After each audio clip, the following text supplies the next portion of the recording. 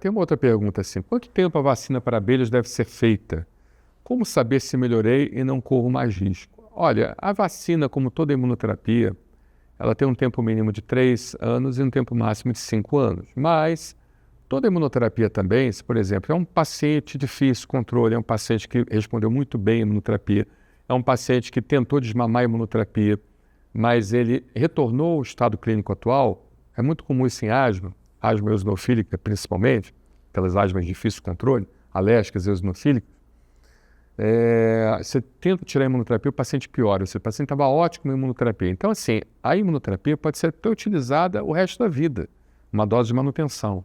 Não existe uma contraindicação formal para que você retire a imunoterapia do paciente, desde que aquela imunoterapia mantenha aquele paciente estável, estabilizado, porque é muito melhor o paciente fazer extrato alergênico do que ficar fazendo corticoide, ficar fazendo antibiótico, ficar precisando utilizar oxigênio, internações hospitalares e aumentando, por assim dizer, no caso específico da asma, o chamado remodelamento brônquico, né, que é uma condição que vai endurecendo o pulmão. Então, assim, não é muito melhor você usar a vacina a vida toda, uma vez por mês, e ter aquele quadro clínico controlado? Muito melhor, tá bom?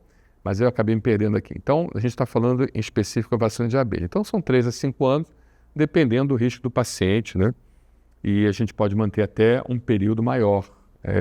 Por exemplo, se é um paciente que tem mastocitose sistêmica e associado a um aumento maior de desenvolver a anafilaxia à abelha, né? Um paciente que tem a síndrome de ativação mastocitária primária, que é a mastocitose, e a gente sabe que esses pacientes eles têm uma possibilidade maior de desenvolver anafilaxia à picada de abelha e vespa e formiga lava-pés.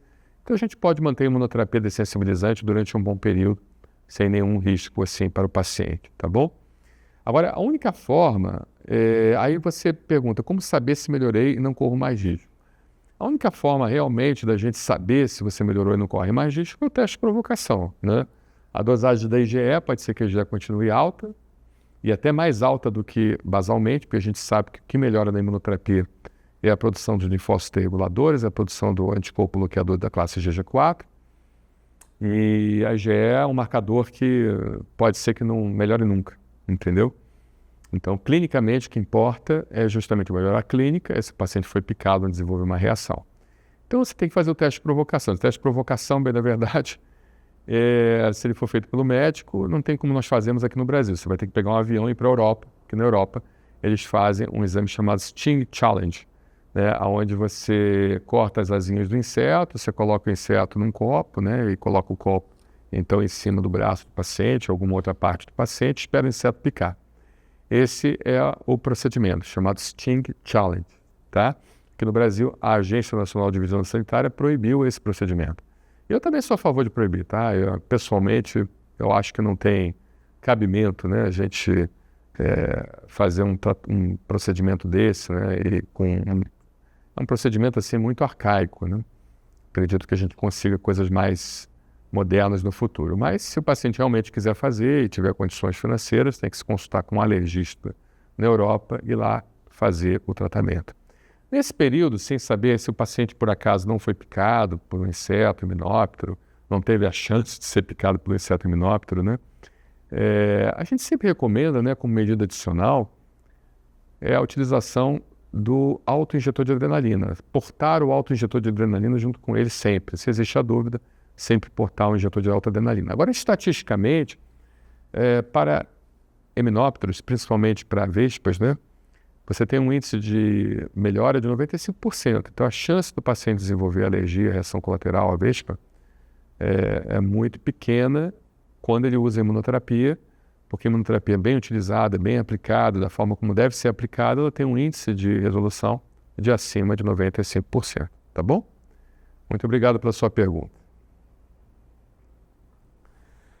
Outra pergunta aqui que muita gente nos pergunta, que nos faz, nos questiona: a urticária pode ser emocional?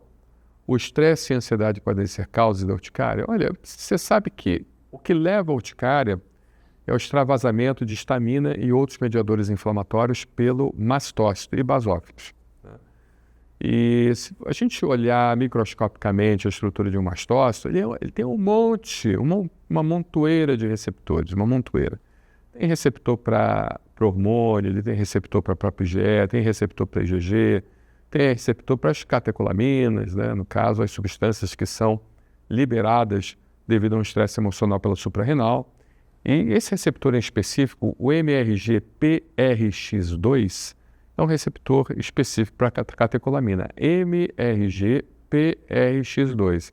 Então, teoricamente, em tese, né, um paciente que tem um estresse, ele vai ativar esse receptor e vai, então, ter a degranulação do mastócito. Mas a nossa experiência clínica mostra que o estresse não é a única causa responsável pela degranulação dos mastócitos. O paciente já tem um quadro clínico já de predisposição, ou tem uma doença autoimune que aumenta a possibilidade de degranulação do mastócito, ou tem uma alergia alimentar, uma alergia aos próprios aeroalérgenos, que podem levar a isso também.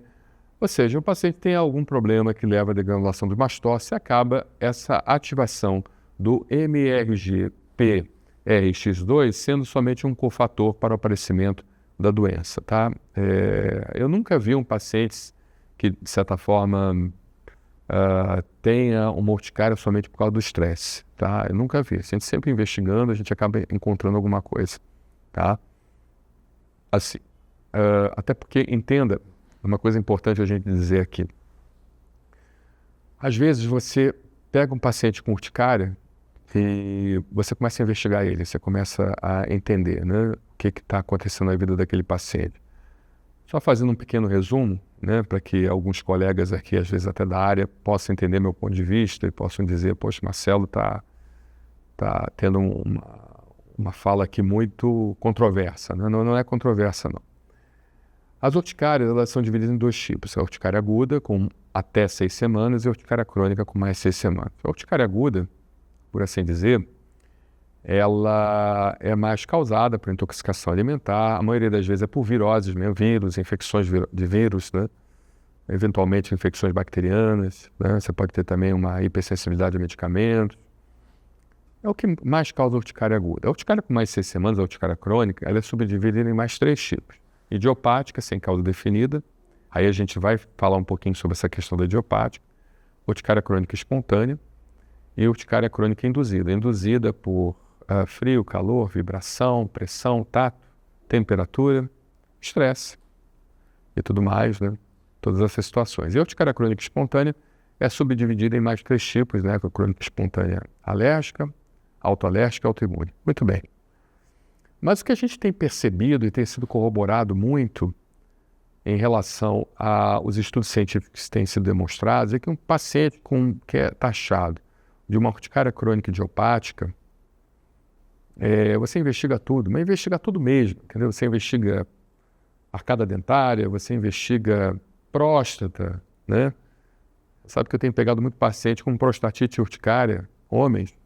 Você investiga a presença do anticorpo H. pylori, você investiga doenças autoimunes, você investiga vasculites, você investiga doenças alérgicas, você investiga câncer, você investiga tudo. Eu não deu nada, absolutamente nada, ou seja, os exames todos normais, sem absolutamente nada. Você investiga parte ginecológica, mulheres muitas das vezes com doença inflamatória pélvica, né? E que a mulher muitas das vezes tem um problema ginecológico, mas aquele problema não é identificado. Então você investiga tudo naquele paciente, não encontra absolutamente nada. E você começa a acompanhar aquele paciente começa muitas das vezes até fazer um anticorpo monoclonal. E aí vem o meu questionamento, né? Porque o anticorpo técnico, teoricamente, ele aumenta as chances de câncer, anticorpo monoclonal. É raro isso acontecer, mas aumenta. Aí você começa a fazer o anticorpo monoclonal do paciente e vai até controlando a urticária, mas você vai acompanhando ele clinicamente. Com o passar do tempo, como eu já tenho algumas décadas de formado, pouco mais de 2 décadas, né? A gente acaba notando que aquele paciente que não positivava anteriormente vai evoluindo com o tempo, 2, 3, 4, 5 anos, aí começa a positivar para coisas que têm relação com a urticária, ou começa a produção do anticorpo contra a tireoide, ou começa a aparecer um probleminha hormonal, um ovário policístico, ou começa a aumentar o PSA, ou começa até a ter câncer. Crianças vão crescendo, muitas das vezes abrem um quadro de urticária e evolui para linfoma. Então, assim, tem coisas que a nossa experiência clínica vai observando e vai vendo, entende?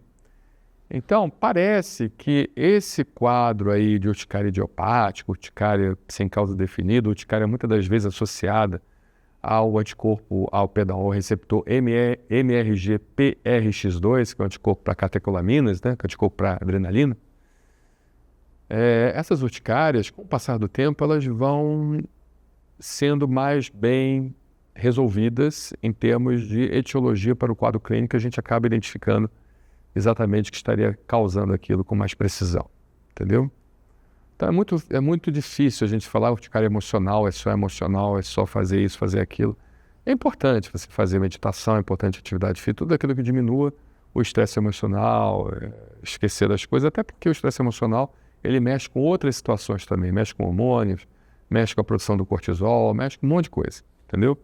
E acaba desenvolvendo doenças metabólicas, síndromes cardiovasculares e tudo mais. Você dorme menos, a gente sabe que dormir menos é um fator de risco para doença cardiovascular, né, doença coronariana e tudo mais. Tá bom? Então é isso. Vamos lá, vamos adiante. Muito obrigado pela sua pergunta. Outra pergunta aqui interessante. Eu tenho asma e polipose nasal, o médico está querendo iniciar o Xolair. Esse seria o melhor tratamento? Então, no caso dos anticorpos monoclonais, entenda, né, que a melhor forma da gente tratar o paciente é sempre tentar encontrar o quadro clínico mais apropriado de acordo com o anticorpo monoclonal. Você tem vários anticorpos monoclonais hoje. Por exemplo, você tem o omalizumab, que é um antirreceptor de IgE. O omalizumab era muito bem utilizado na asma, mas na asma não eosinofílica. Hoje é utilizado muito bem para urticária crônica, espontânea, e na asma que não tem aumento de eosinófilo. Então, por exemplo, se a sua asma não tem aumento de eosinófilo, se o custo do omalizumab é menor, talvez seja um tratamento interessante para você tratar. A polipose nasal, a gente sabe que a grande maioria das vezes, principalmente quando ela é bilateral e ela tem aquela tríade clássica, aquela coisa toda, ela está associada à produção de eosinófilos, né? Então, um mepolizumab, né, que é um anticorpo anti-interleucina 5, talvez pudesse funcionar bem na polipose nasal. O benralizumab, que age no receptor do mastócito e faz a apoptose do mastócito, também fosse uma outra opção. O que tem sido muito testado é o interleucina 4 e 13. Parece que o anti-interleucina 4 e 13, no caso desse tipo de asma com polipose nasal, tem funcionado melhor, né, que é o Dupixent, o Dupilumab. Mas tudo vai depender da avaliação clínica e da experiência clínica que o médico tem, né?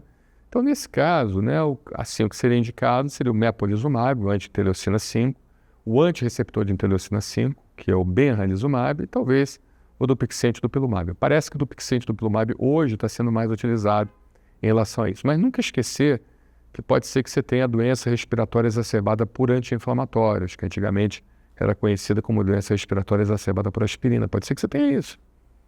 Entende? Então, é importante também identificar, talvez fazer um teste de provocação com aspirina, isso, lógico, no hospital, né? Não faça isso em casa, pelo amor de Deus. Eu não estou mandando você tomar aspirina em casa, tá? Pelo amor de Deus, não faça isso, você pode morrer por causa disso. Mas tem que ser feito no hospital, com a supervisão de um médico alergista, e a provocação com aspirina e depois a possibilidade de sensibilização com aspirina, né? Para uma possível doença respiratória exacerbada por aspirina. É uma possibilidade também, tá bom? É isso aí, espero ter te ajudado. Um abraço, obrigado, hein?